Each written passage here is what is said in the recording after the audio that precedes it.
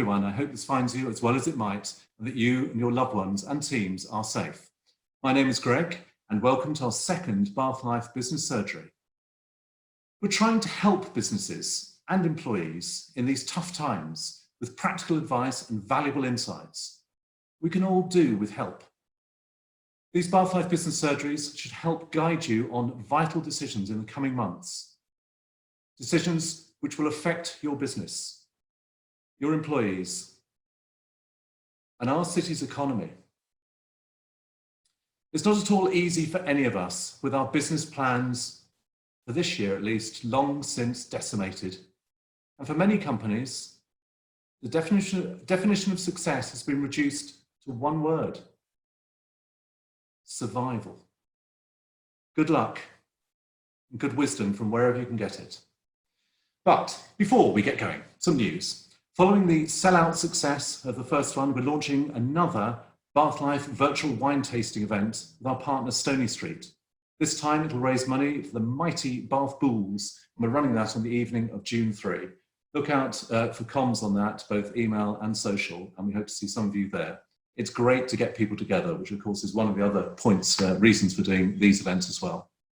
And one other point, if you have time-sensitive news, such as some businesses opening up, just as they are this morning, please do talk to us about using the Bath Life weekly newsletter, which is out today and every Friday. So today, we'll be hearing in this employment and HR special from Mogers Drewett. We'll cover everything and anything from the Furlough Scheme and its changes, holiday entitlements, return to work, employers' duty of care, employees' rights, all in the context of lockdown and the immediate post-lockdown period. And this will be advice for business owners, employees, senior managers, those with HR responsibility, pretty much all of us in any form of business or organisations. And just to say on the latter, we have arts companies and charities here today amidst a whole variety of businesses, something like 80 attendees in all. I'll be interviewing two speakers from Mogers Drewett on your behalf, and we'll bring in questions during it. Please ask your own using the little Q&A tab at the bottom. And they can be anonymous if they're very sensitive. For example, I know that several people have been asking about redundancy process in furlough and post-furlough times. If you wish to ask them in person, then say video at the start of the message and we'll try and bring you in.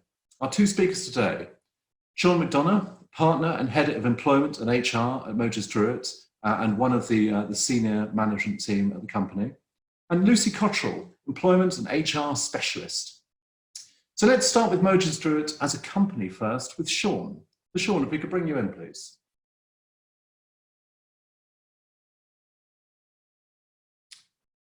Hello, Sean. Hi, Greg. Hello, Sean. Yeah, you did that magnificent thing of just giving a little frisson of delay that made me think, oh, God, I've got a basket. I think I was wrestling with Stephanie for control of my camera. So, but yeah, good luck with that one. I wanted to come on to Mogers as a company, start with that to frame the discussion. So how has it been so far for Mogers Drewett? Yeah, I think in the circumstances, it's been pretty good. And we're pleased how things have gone so far. So I think you know, Greg, we have three offices, Bath, Wells and Sherborne, and we have about 80 heads in total. So we've currently got about 25% of the team furloughed right across the board, but it's mostly non-client facing roles. Yeah. We have a skeleton staff in two of our offices for post and those types of things, which you can't get away from as a law firm. So that's still ticking over. But we've had some very busy teams during the period that we've been in lockdown. Ag, private clients, commercial property has remained buoyant. Those types of things, employment has obviously been very busy.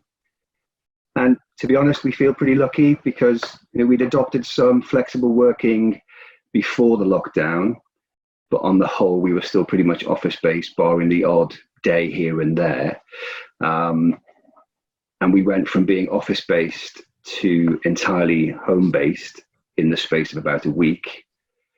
And we were amazed at how well our people reacted to that. So we feel very lucky about the levels of employee engagement that we were able to benefit from. We basically and to say, we will come on to that point about employee engagement as a general principle, because all of us face that both during this furlough period and perhaps more subsequently. I just want to ask one other point. I mean, other than that it is virtual, how has the nature of your work changed during lockdown? Well, thinking about myself, so we act for all sorts of different sized clients and locations and all that type of stuff. So I get to see clients reasonably regularly, but legal fees being what they are nowadays, most clients try to limit the opportunities you have to go to their offices and those types of things. So one obvious change for us at the moment is that we see our clients a lot more than we ever have. So, and it's from an employment point of view, and employment clients who tend to be HR people and business owners.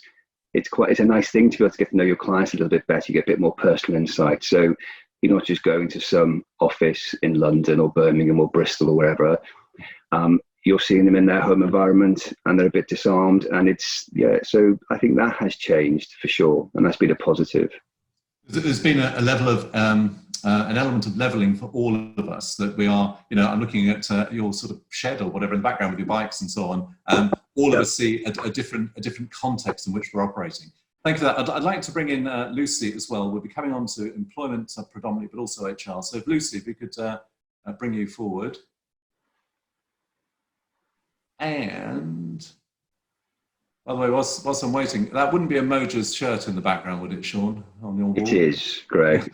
As my son pointed out yesterday, he said, it's an extra small, Daddy, so nobody will believe it's yours, but it's actually his. So, but yeah. Good morning, everybody. Kids could be the most perceptive. Lucy, hello. How's lockdown been for you personally? Personally, interesting. I'm not accepting that as an answer. What does that mean? Come on. I have an 8-year-old son, so homeschooling and working is quite challenging, but we're managing to get through it. So that's all good. Good. We're all personally and professionally figuring out our ways of navigating these incredibly choppy waters. I want to come on to one key element to start us with, which is the Furlough Scheme. This incredibly bold, far-reaching scheme that Rishi Sunak put in place maybe 2 months back and amended a couple of weeks back. It will run out. So I just want to come to Sean particularly, but Lucy, please join at whichever stage. Can you run through some do's and don'ts for employers? Perhaps picking up any common misapprehensions or clarifications that you've been asked?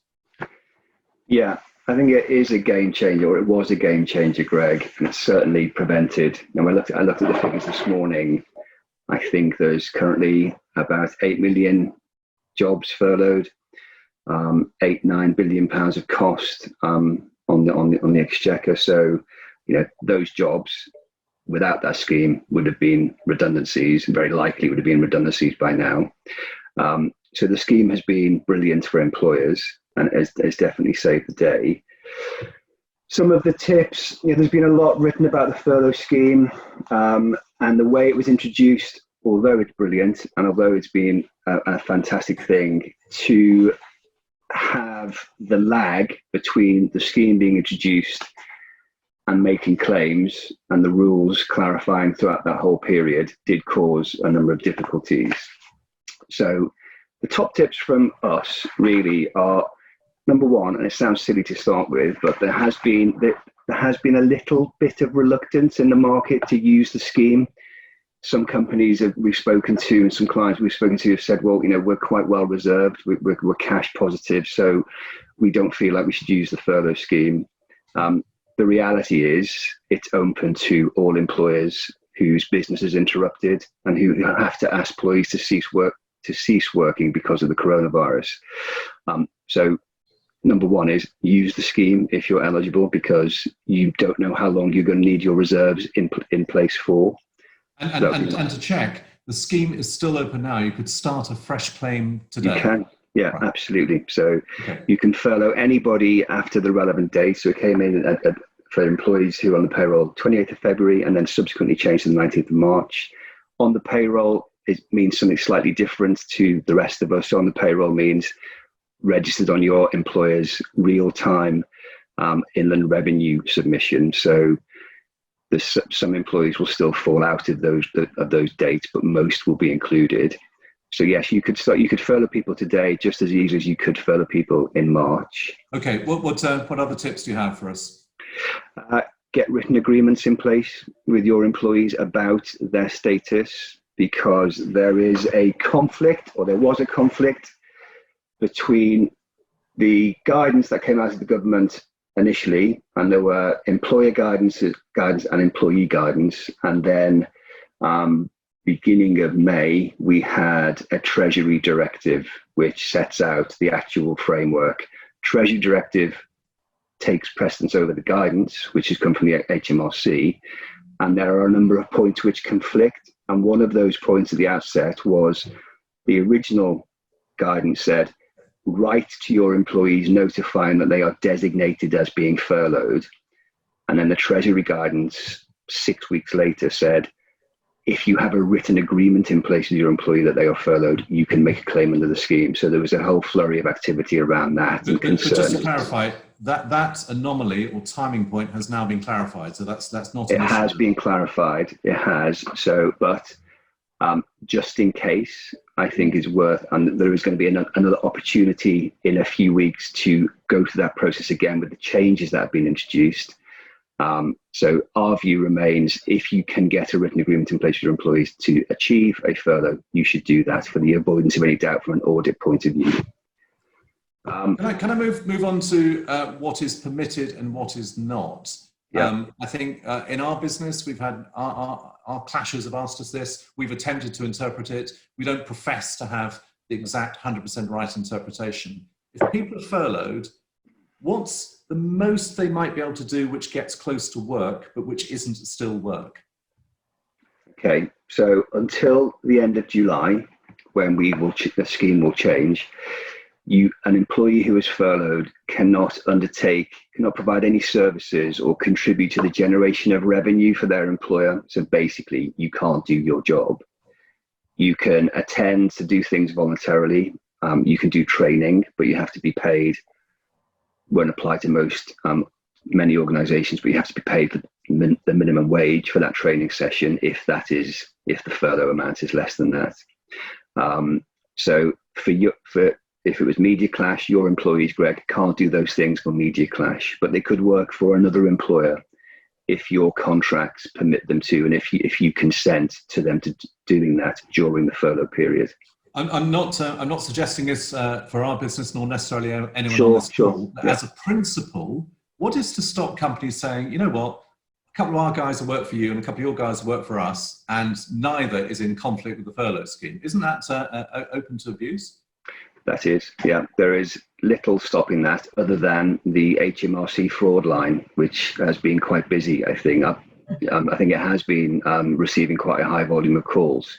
I haven't heard that one, but there's been a lot of exploratory conversations around the extent to which the furlough scheme can be used. But the revenue have been very, very clear about their ability to audit and their desire to audit. Everyone has been asked to maintain records for at least 5 years after the scheme comes to an end. Whether the government would ever have the resource to staff that audit process properly is a separate matter, but I think we should expect to be audited quite heavily. So let's go to an absolute practicality. Say someone, whichever business, has a phone call from a client. A, do they not even take the phone call? B, do they take it, be polite and say, look, I'm furloughed? Or C, is there any other scope beyond saying, hello, I'm furloughed, hope you're well? I think there's an absolute practicality to protect there's a clash between you're talking about a customer-facing role where those employees, whether they be accountants, salespeople, lawyers, whatever they might be, their nature is to generate revenue and to service clients. So it's very hard to turn that off, but that's different to an employer's requirement to protect the integrity of their furlough claim. So from a practical point of view, what our clients are saying to their staff is, you shouldn't do anything. You shouldn't take the call. If you can avoid taking the call, put measures in place that deal with that. If that doesn't work, then you have to say to the customer or the client, I'm furloughed, please speak to a colleague. It's in the nature of many Bath businesses, yours, ours, many on this call, that there are sort of blurred lines between friendships, clients, relationships, people you've known for years, people you automatically refer to, and so on. I just want to bring in Lucy on this point.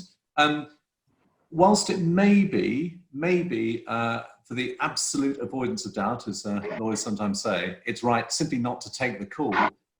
Would you, in practical terms, advise anyone on this call not to take a call on their mobile they might get from someone who they know? And how would you differentiate between knowing as a sort of friend, sort of client, or whatever? How does it work in practice? I think that's an interesting question. It very much depends, I guess, on what that person is hoping to receive from you. So to take the guidance by the letter, if that person is trying to seek information that could generate some revenue for your business, then clearly that's not going to be allowed to happen. So it's going to be very much down to what that person, I think, wants from you. Obviously, anyone who is furloughed, there needs to be, as Sean mentioned, some measures put into place before that actually happens. So you would expect things perhaps for telephone numbers to be transferred to other people, or for emails to be diverted. May need to avoid those sorts of situations, which could make it then difficult to differentiate between whether that person wants something that would breach the furlough agreement in any way. I think other things that could be put in place perhaps could be some regular communication back with the manager, just to check in, make sure that those conversations haven't happened, or if they have, whether they could be picked up by somebody else.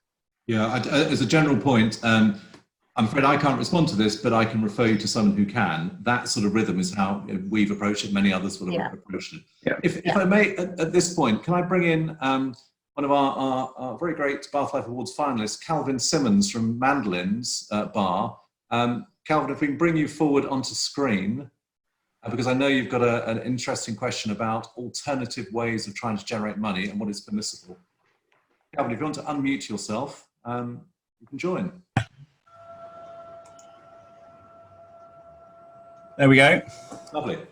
Can you hear me? We can, yeah. Great. Good morning. Yes, I mean, for us, obviously once we closed, our revenue stopped completely and all the staff were furloughed.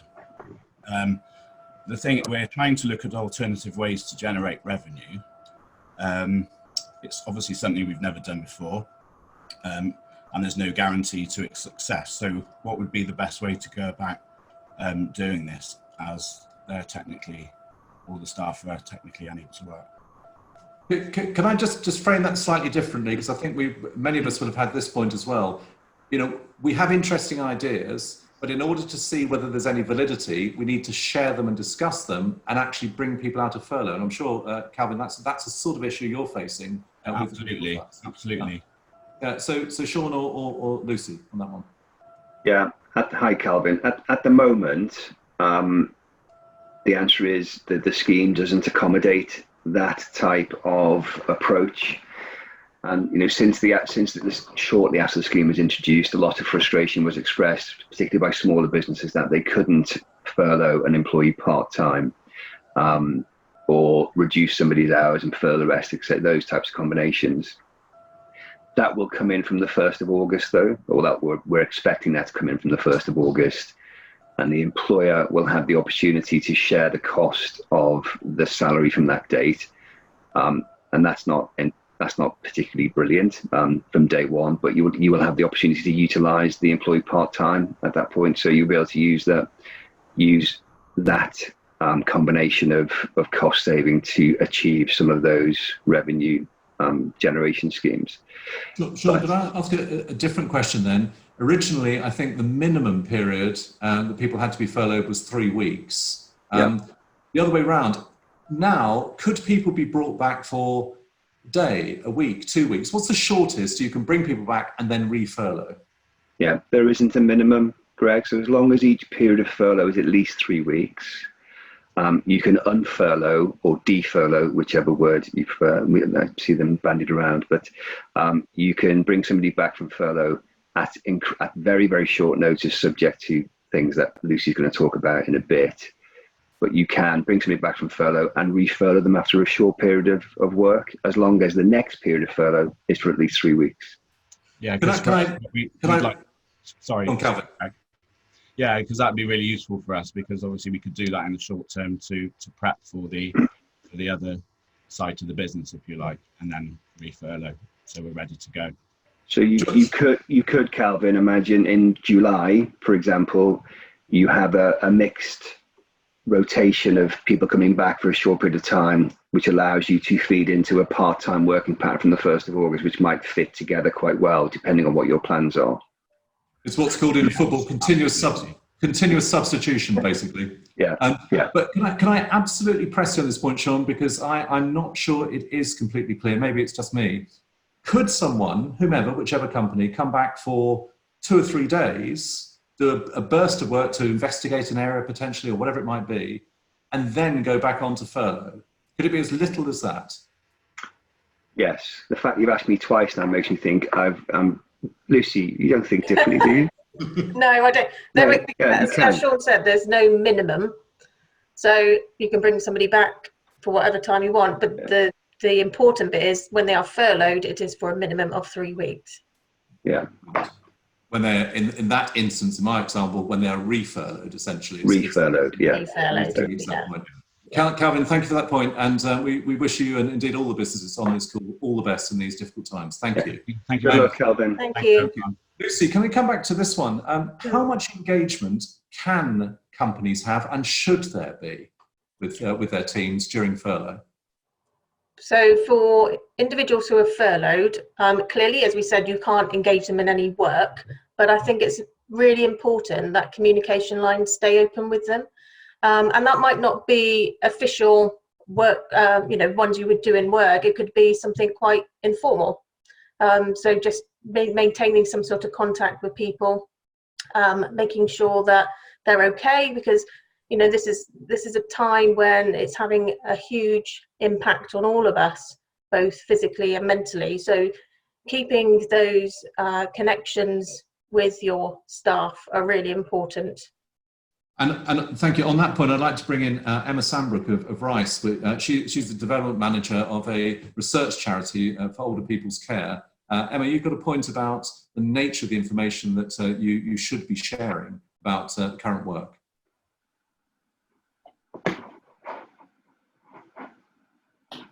And here we go.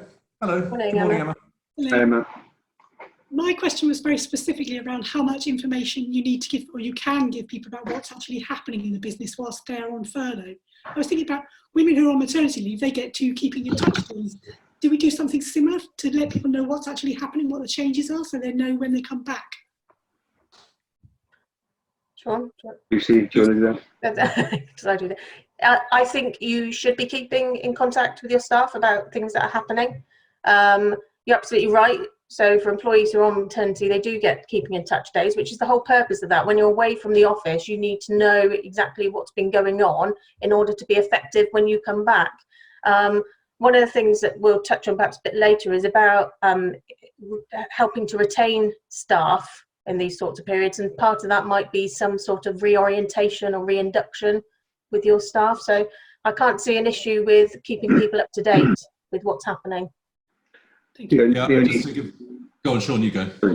The only slight prickly point there, Emma, is I agree completely with Lucy, and this is very, very unlikely to arise, but those comms should be voluntary on behalf of the employee. So I can't imagine many employees won't want to hear that information at the moment, but you might get the odd employee who says, I'm furloughed, why are you speaking to me?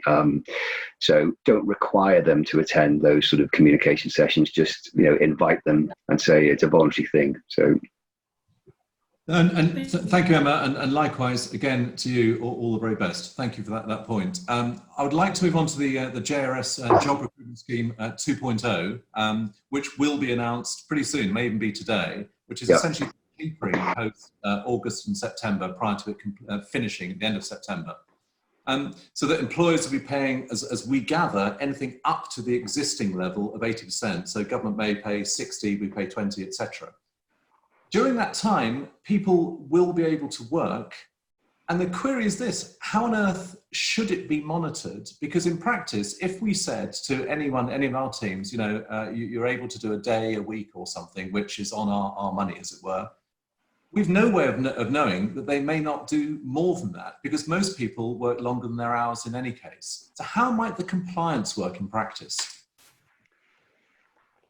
Yeah, that's going to be really difficult, Greg. So it's going to be, it's an easy answer, incredibly difficult to achieve. And there'll be a lot of devil in the detail from the revenue, hopefully today, on that.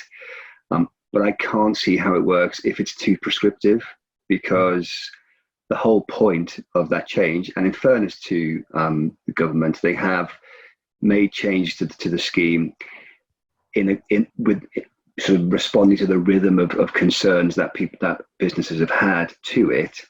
So if the aim of the change is to encourage a transition back to the workplace, there has to be some degree of flexibility around exactly what percentage of work you're performing versus the percentage of time you're furloughed, or else it won't work, and it'll be impossible to police and implement and monitor. So I would hope there's going to be a degree of flexibility, but if there's not, it's going to be incredibly difficult from a compliance point of view.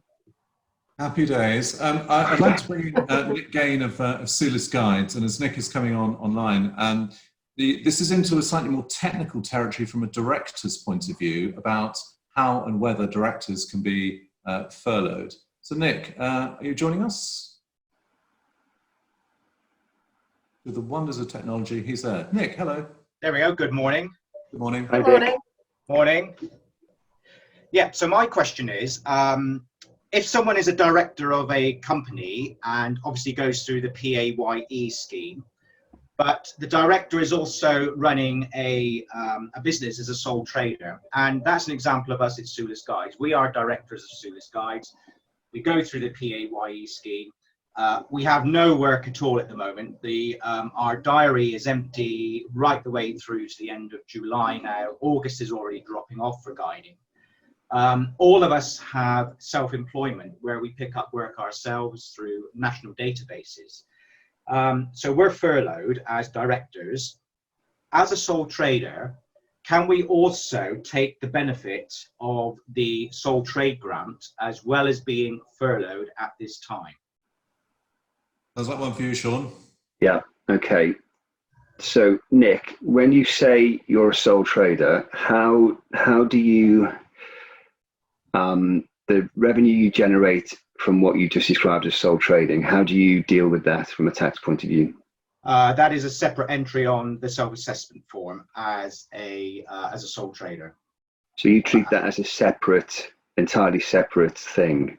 Yes, it's totally separate. So there's the PAYE declared on the self-assessment, and then there is the sole trader element declared as a totally separate business.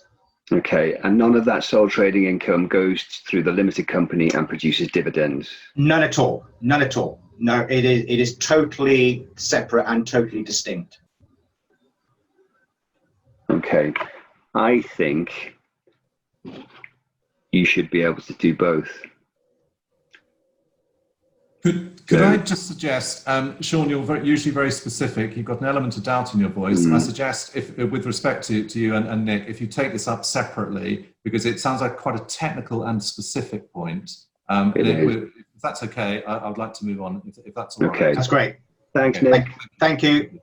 And we have had quite a few questions, and I'd ask both our panelists, indeed myself, to keep it a bit succinct from here if we can. One from Adrienne Sullivan. We have one member of staff we've continued to employ. We have a number of staff that appear at work voluntarily and not being asked to do any work. What should we do? Well, I don't know what business Adrienne is from, but that makes me wince a little bit from a compliance point of view, because I would expect over the next 5 years, lots of employers to say they came in voluntarily. We didn't ask them to come in. So I think there needs to be some element of proactive management of that, rather than, and I'm not suggesting this is going on in Adrienne's business, but I don't think it would be good enough from an audit point of view to have turned a blind eye. So I think the revenue will expect to see proactive implementation of the furlough scheme rules in order for those claims to be successful. So yeah, if that question is in the context of the furlough scheme, then I think a more proactive approach is required. My take would be that I suspect the HMRC would be reasonably forgiving when it comes to the good-heartedness of employees, as long as the employers are offering the right advice. Absolutely, yeah. But you'll take your own view on that. Thank you. This is from our good old friend Anonymous. Can an employer legally serve you notice on your employment contract, say for 3 months, and place you on the furlough scheme whilst you serve your notice period at home? Yes, short answer is yes. Slightly longer and slightly more miserable answer is lots of organisations are currently preparing and thinking about that, because it allows them to reduce the cost of any redundancy dismissals that need to be implemented between now and the end of October. So you could work your notice on furlough, and your employer, depending on what type of employee you are, you would either be entitled to your furlough pay for that period or your full rate of pay.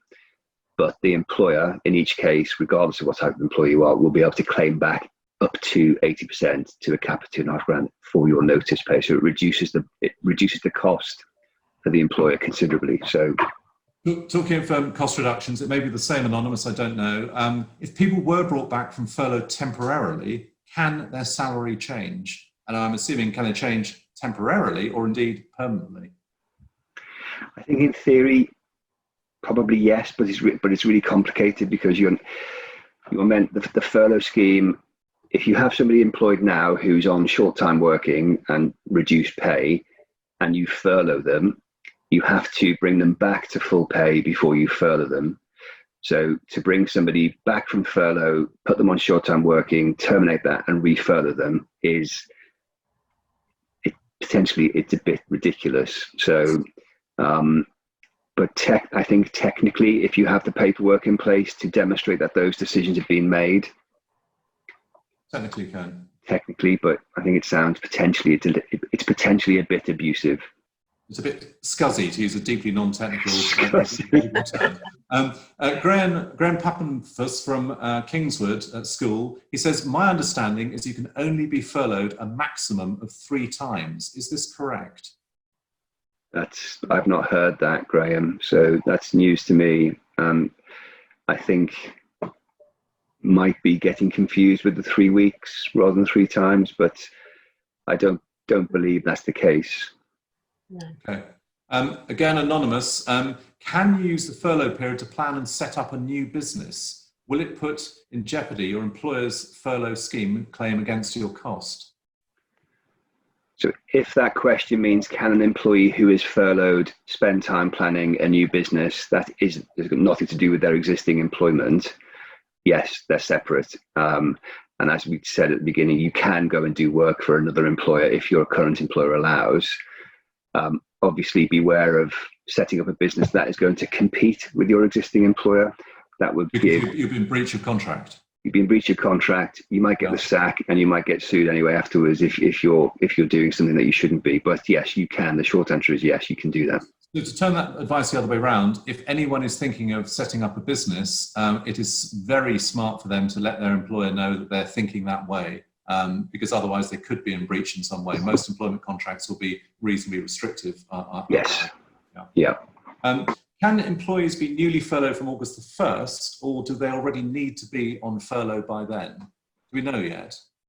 I think it's going to be a combination of the two, Greg. So employees who are already furloughed can continue to be furloughed, but if the employer wants to change the nature of that agreement to bring them back part-time, then the furlough agreement will the existing agreement will need to be amended or have a side letter or something to deal with it, or you can just furlough somebody fresh from the 1st of August. I think it's more the latter point, just to understand. Imagine someone has not been furloughed at all, and a company at the point of August 1st thinks, we just need this. They could start, as far as we know at this point, a new furlough scheme for a new person at that point. As far as I'm aware, and that would be consistent with the whole purpose of the scheme. So because employers who haven't furloughed yet are more likely to be under more considerable financial stress than those that have. So it would seem inconsistent with the scheme rationale that it wouldn't be able to do that. So let's move on to holidays and furlough. This is all of this is quite complicated.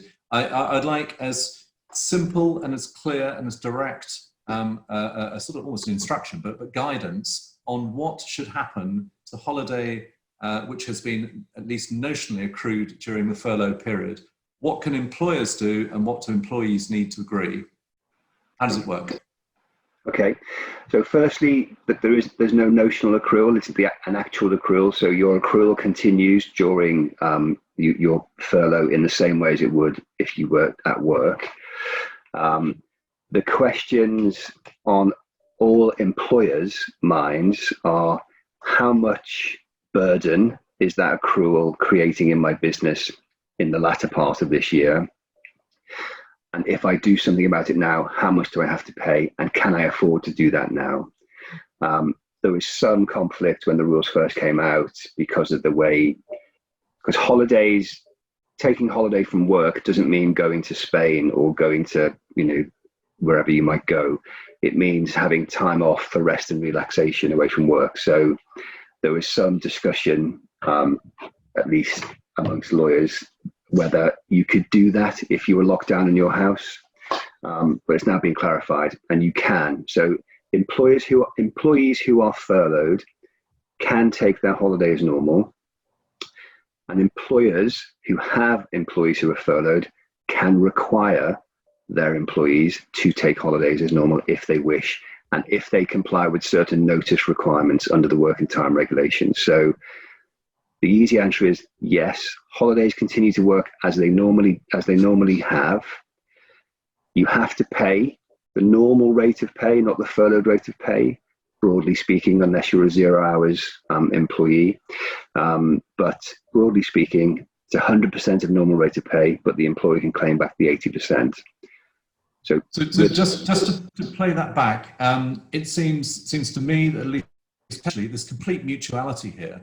If employees are willing to do it, they can claim holiday at an effective higher rate of pay than it would have been otherwise. And from an employer's point of view, it means that they've got their squad in place come the autumn or whatever, not needing to take all those holidays to fight the good fight as we will all face at that time.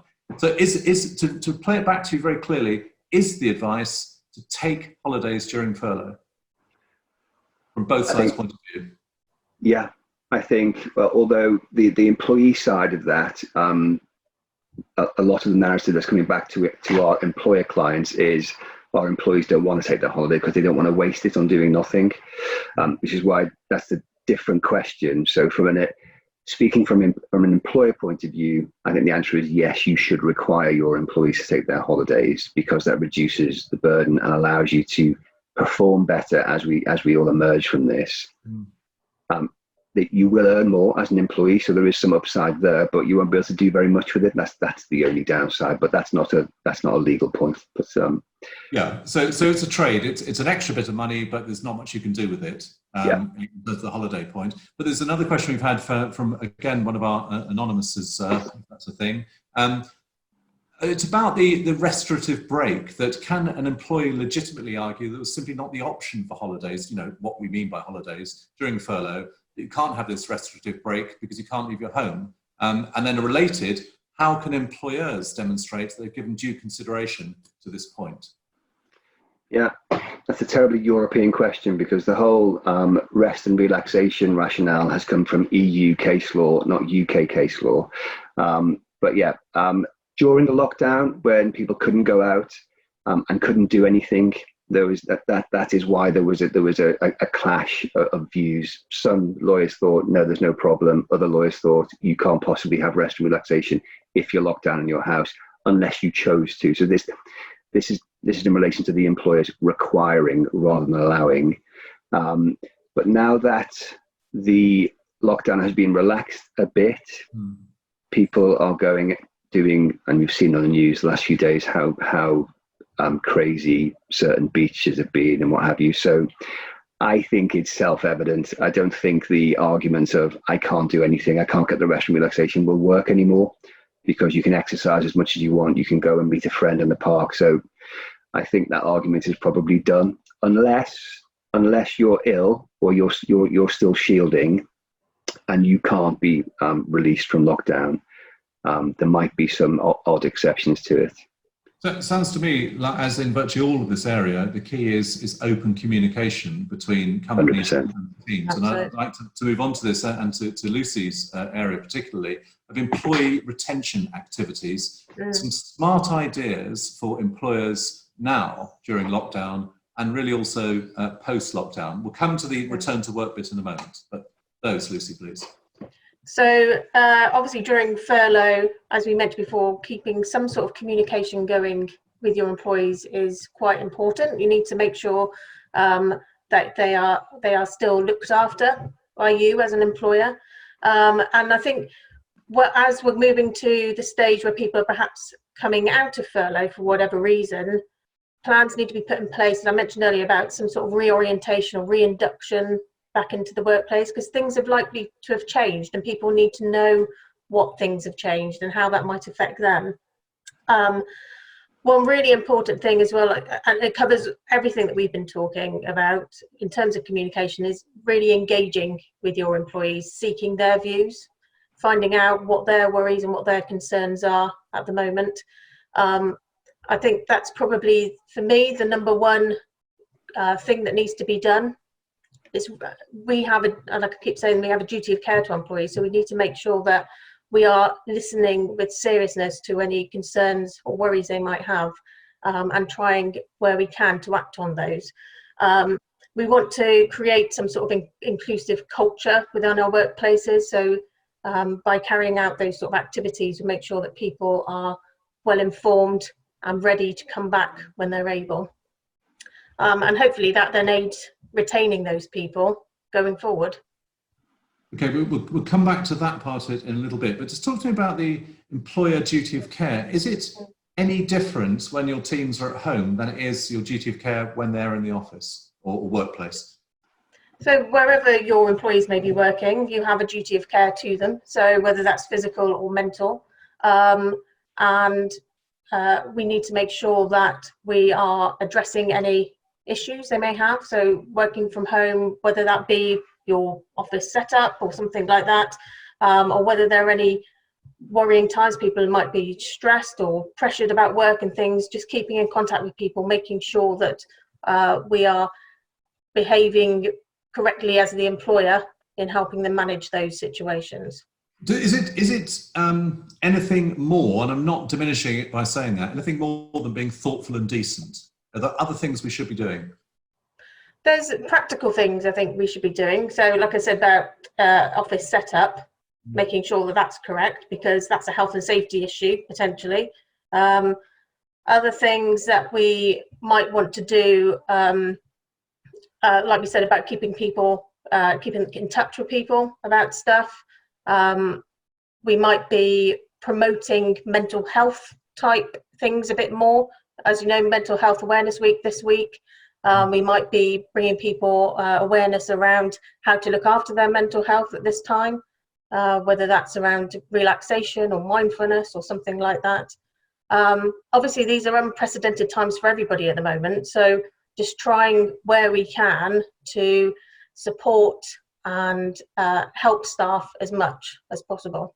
Let's move on to the return to work, which is becoming more and more in prospect, even if it's still some months away. Some businesses are back in place already, some never went away. But talk about the employer's duty of care and into the sort of best practice advice about the process for people to come back in, consultations, surveys, suggestions, that sort of thing. Yeah, of course. I mean, health and safety is going to be paramount in any return to any workplace.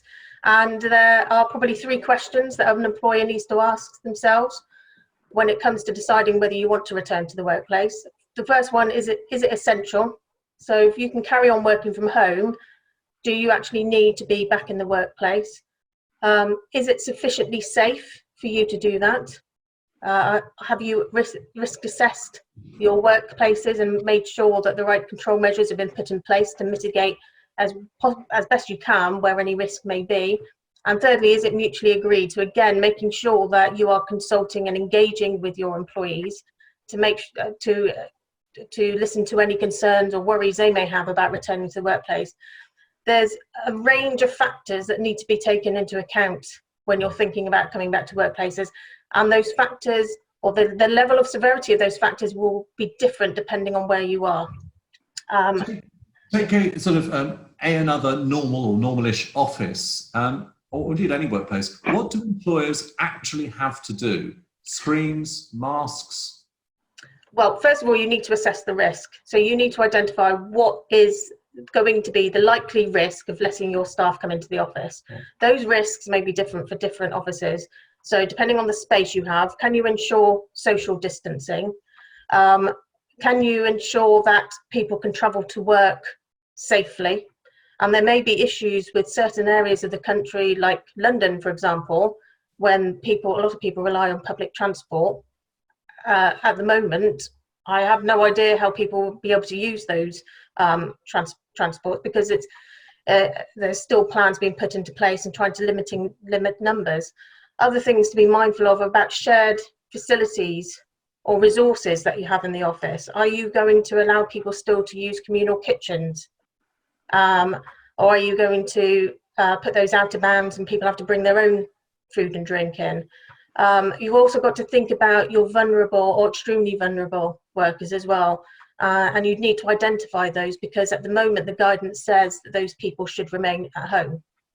So there's so many things.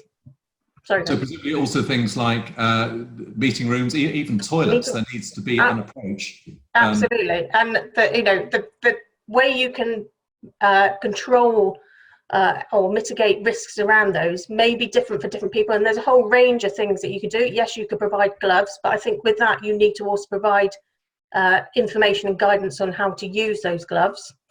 They're one use only type of resource. Yes, you could allow people to use your kitchens, but you may have to use disposable items.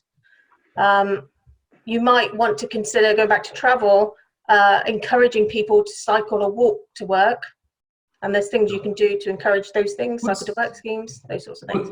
What would you think is fair in terms of a notice period for teams to return? We had a survey at Media Clash, and the option with the greatest number supporting it was 2 weeks. Others said less, others said longer. What would you advise? I think my advice will be, one, to determine how long it's going to take for you to make sure that workplace is safe. It needs to be the first thing. And I have a few clients who it goes beyond making sure that desks are marked out and things like that. It's also about returning some equipment that maybe has been taken from the offices and making those sorts of arrangements. So my advice around that has been actually 2 weeks to allow you time to do that, but also to inform, consult with employees. If there are people who are extremely anxious about returning to the workplace, it gives you ample opportunity to discuss those with them and then come up with the best resolution. Okay, and on that point, it's something raised by our good friend Anonymous, but I was going to raise anyway, which is, do employees have the right to say no? They hear all the reassurance, but they say, look, it's too much of a risk. I've got elderly parents, I've got young kids, got whatever it is. I don't want to travel on public transport, etc., etc., etc. I don't want to come back to work just now. I'll work from home. Can they insist? I'll deal with that, Greg. I think the short answer is it depends on the circumstances, but if you get, so employers have to exercise a good degree of caution in relation to those types of employees, because there's a lot of statutory protection built into employment law for employees who might be dismissed or exposed to some sort of detriment as a result of raising health and safety concerns about their working environment. So it's too early, I think, to say with any clear judgment what the position is going to be in relation to those issues, because each workplace is going to be the same. But if an employer gets to the position over the next few months that the government guidance is nice and clear, they've been through a very good risk assessment, and their office is as COVID secure as they can make it in all of the circumstances. And at the end of that process, an employee says, I'm just not coming back to work because I don't trust you, then that's going to be unreasonable on behalf of the employee. The employer will have spoken to that employee a lot during that process, but at that point, it is more likely that that employee will then be subjected to some sort of misconduct type process. So to put it the other way around, both sides need to work hard to make sure they don't get to that mess. Absolutely, yeah. It's really, really important. Yeah. If they do, employees could be in breach if they were to insist when the employer can demonstrate it has been reasonable. Can I ask a similar-ish point?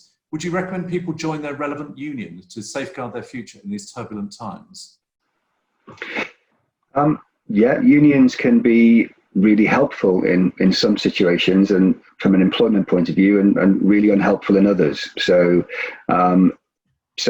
yeah, if you have the ability to join a union and you're concerned about your individual rights, that can be a useful way of obtaining advice and guidance and understanding what you can do about certain things. Because I think one of the consequences of what we're going through, Greg, is going to be the ability for employees to seek legal redress in a sensible time frame. So if somebody falls out with their employer now and wants to bring a claim in the employment tribunal, then that's probably next autumn before they have their claim heard, which it's unacceptable to wait that length of time. So taking opportunities and exploring opportunities to solve problems now, which may include using a union and help the assistance from a union, is going to be much better and have much more meaning than lobbing a claim into Bristol Employment Tribunal. So. Right. This conversation is going through the rings of Hades down deeper and worse and worse. We're going to come to the truly grimmer stuff to end on. How's that for timing? Which is about redundancies and change of terms. Again, our very good friend Anonymous has asked, if we wished to change employment terms, hours, salaries, temporarily, what do we do if an employee doesn't accept our proposed changes, even though the same changes would apply to all members of staff, whether furloughed or unfurloughed? And if we then say that redundancy is the only subsequent option, how do we avoid a potential constructive dismissal action being brought against us? Yeah, so from an employment law point of view and an employer point of view, it's relatively straightforward to minimise the risks associated with doing those things at the moment because of the circumstances we're in. So first question is, it depends how many employees are affected. If it's less than 20 or more than 20, there are different processes, but let's say it's less than 20. It's a question of consulting, communicating with the staff who are affected, explaining why it's happening, and seeking their consent to the change. If they don't consent, after you've been through that process of consultation, then you would unilaterally impose the change by serving notice of their existing employment and offering to re-engage them on the new terms of employment, which would have the reduced hours or whatever it might be. And if they choose not to accept that new contract, technically they're dismissed in the eyes of an employment tribunal, but the employer would have a pretty healthy defence to that. There's a statutory defence to that type of dismissal built into the statute. So that's for changing terms and conditions. If it's a redundancy situation, it's kind of the same consultation process. There's a bit more to do around pooling and selection, but ultimately, if you go through that process and you have a genuine redundancy situation to rely upon, it's very unlikely that you're going to have a constructive dismissal.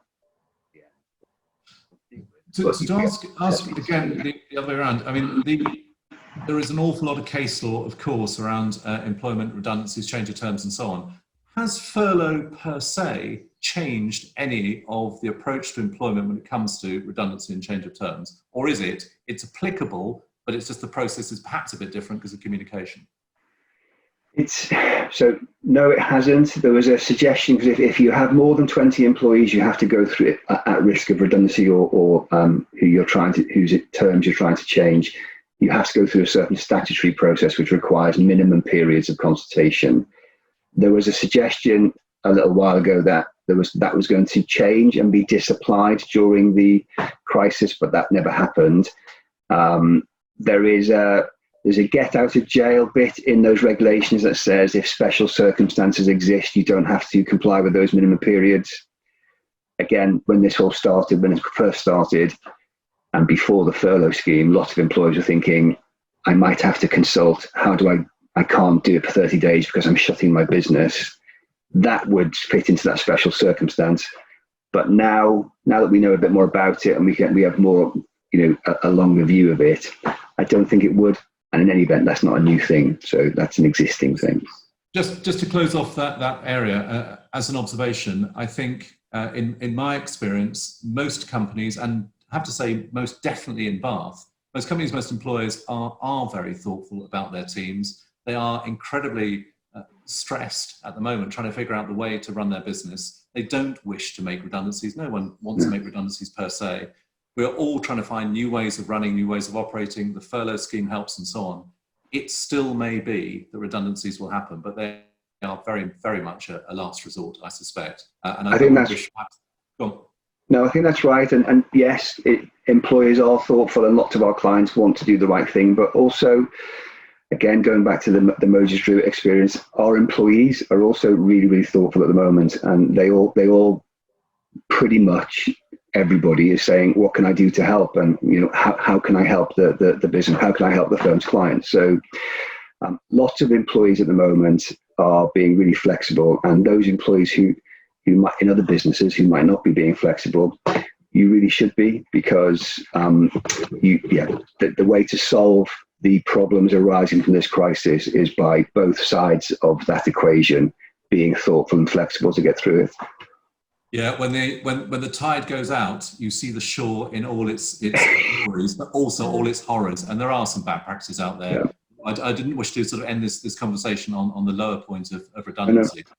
It is very much a last resort. And to your point about employees being very thoughtful, it's a slightly derided term, but we really are all in this together. We're all trying to figure it out, which is what this session's been about. I want to finish on a tangential point, which is not directly about employment, in fact, not about employment at all.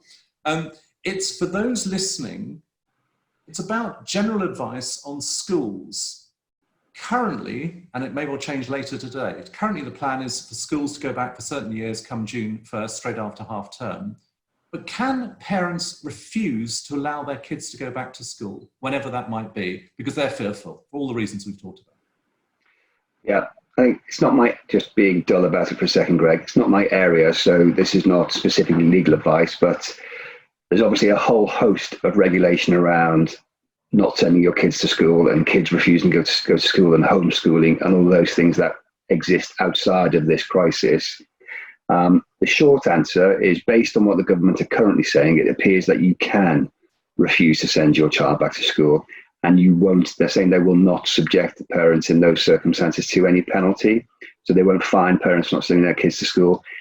I looked this morning and it says during this time. So that's obviously that we all need to keep our eyes on that and for how that develops. But at the moment, and whether this will still be the case come the 1st of June, I suspect it will be. I think most parents on this call will have had the questionnaires from their schools over the last week asking whether they want to send their kids back to school or not. So I suspect come the 1st of June, that will be the government's position, but I suspect it will change come the autumn when things have settled down more and there is less apparent risk associated with going back to school, hopefully. And you never know, for all the unfair, horrible vitriol directed at teachers, it looks as though a consensus is emerging that it's not so much June 1st, it's when we're ready. And that is whenever that is. And it's to Lucy's point about, it's the same principle for offices. It's not a hard date as such or 2 weeks out from notification, it's when we are ready. And that came through very clearly. I would like to wrap up now. We're dead on 11 o'clock. Our sincere thanks to Mogers Drewett today, to Sean, a virtual clap, and to Lucy. Thank you. Thank you. Thank you to all of you for your time and questions today, for your attendance and so on. Please look out for the next Bath Life Business Club. That's next Wednesday. We run a series of short interviews, Tales from the Lockdown, featuring, in this case, the financial sector with Novia and Bill Vasiliev. charity, the Citizens Advice Bureau and Les Redwood, and hairdressing with the eponymous Zara Perry. Please also look out for that Bath Life virtual wine tasting, which we mentioned, raising money for the Bath Bull, run with Stony Street, and it'll be on the evening of June the 3rd. Our next Bath Life business surgeries include other sessions on wills, LPAs, and personal financial planning, and also dispute resolution, both of those again with Mogers Drewett. Others will include commercial property, digital strategies, office design, and recruitment and employee motivation. We all need those forms of help and advice. If your company, anyone listening to this, has professional advice in any area of business that can help others, please do get in touch. We all need help navigating here. Yes, this is a tough time, but this too shall pass. This has been a Media Clash production, and this has been the second Bath Life Business Surgery. Thank you very much. #BathTogether. Thank you.